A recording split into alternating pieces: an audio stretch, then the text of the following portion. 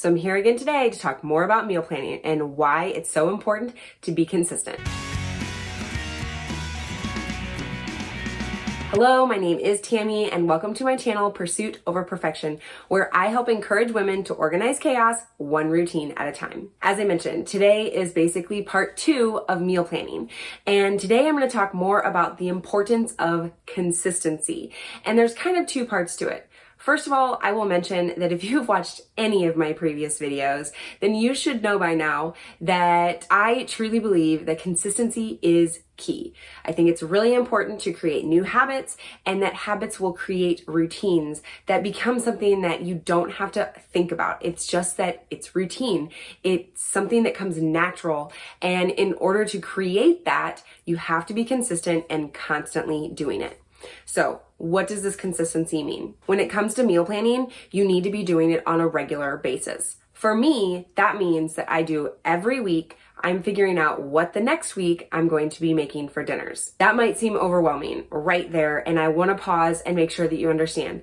This has been a process, and I want you to know that these baby steps are something that you can take to simplify your dinner time routine. I've said in previous videos, meal planning does not mean that you need to include fancy recipes that are including tons of ingredients, making it really complicated to make dinner. Especially if you have little babies, that's not gonna happen. We all know that our energy is being poured in other places, and unless you are a top chef and you love to be in the kitchen, which that's not me, then figuring out dinner is not something that we're all looking forward to. So ways to make that simpler and to be consistent is to start out by making a list of meals that you do enjoy making or that your kids will actually enjoy and are simple. Start out with the basics. Start out with things that are not super complicated because it takes less energy. What I did is I made a list of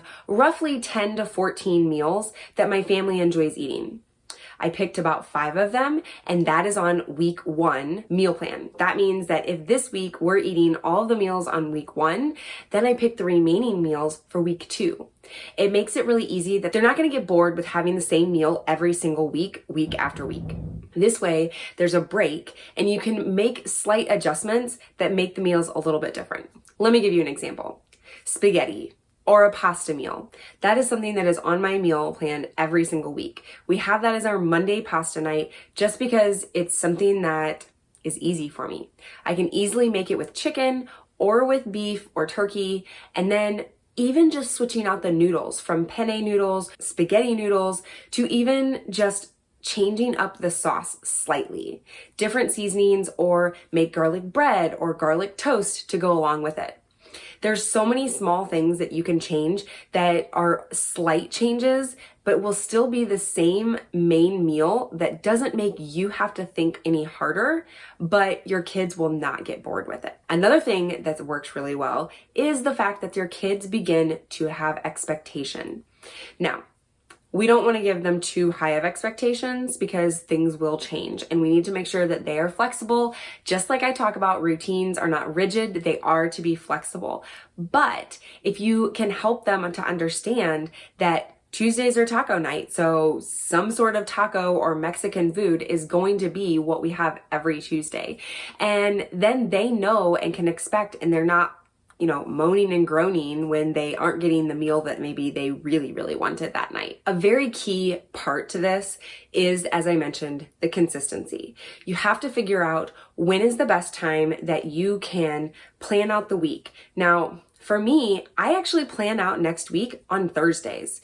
I plan it out because then I'm able to go do my grocery pickup on Friday. I don't have to worry about my groceries over the weekend, but when Monday rolls around, I already have all of my food that I need for the entire meal plan that week. Thursday mornings or Thursday afternoons, I find time and create it part of my plan for that day to meal plan for the following week.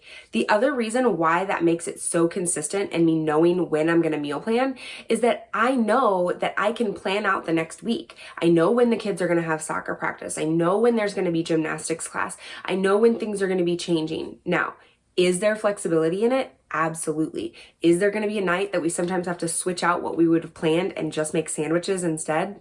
Of course there's going to be. There's always going to be those random nights, but if you can have a plan, you also will know then on nights that you have something, you can start cooking a little earlier, or plan that you will be having a crockpot meal that you can just get out of the crockpot as soon as you come home from the soccer game. This is where the planning and making adjustments to your plan and having them be flexible is really key. I will say that you may have so many recipe books in your cabinet that you don't even know where to begin. I've gone through and decluttered a lot of recipe books, and some people may cringe at this, but here's the thing. I was gifted this recipe book whenever I graduated from high school. I was going off to college and gonna be living on my own. And the cool thing is that my sister gave me all of these recipes that were my favorites growing up that my mom used to make. And so it was perfect that I have my favorite meals. Now, are they all my kids' favorites? No.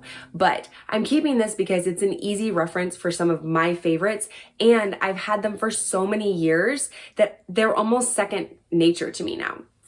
The other thing is that this one is just a 3-ring binder that I have just some of these plastic sleeves in them, and I've taken out some of the pages from recipe books that I've really loved, but a lot of times there's recipe books that you only have maybe up to 5 recipes out of the whole book that you actually want to make. Why do you need to keep the whole book? Keep the recipes that you love, have them for easy reference right here, and then when you cook them enough, you won't even need the recipes anymore because you'll actually be using them, and the consistency, you'll learn them and you won't have to think as much, which also, as I've mentioned before, helps with that decision fatigue. I understand sometimes this almost seems too simple, and I would love to chat with you more and to be able to help you simplify those everyday routines and show you that you can live a life of pursuit over perfection and not be worrying about such specific things, that you want to find the peace and not feel overwhelmed. I can help you organize your chaos one routine at a time. If you enjoyed this video, I hope that you give it a thumbs up. I would love for you to subscribe to this channel for more tips and tricks on routines and habits and how to simplify that everyday life. And I really truly hope you have a blessed day.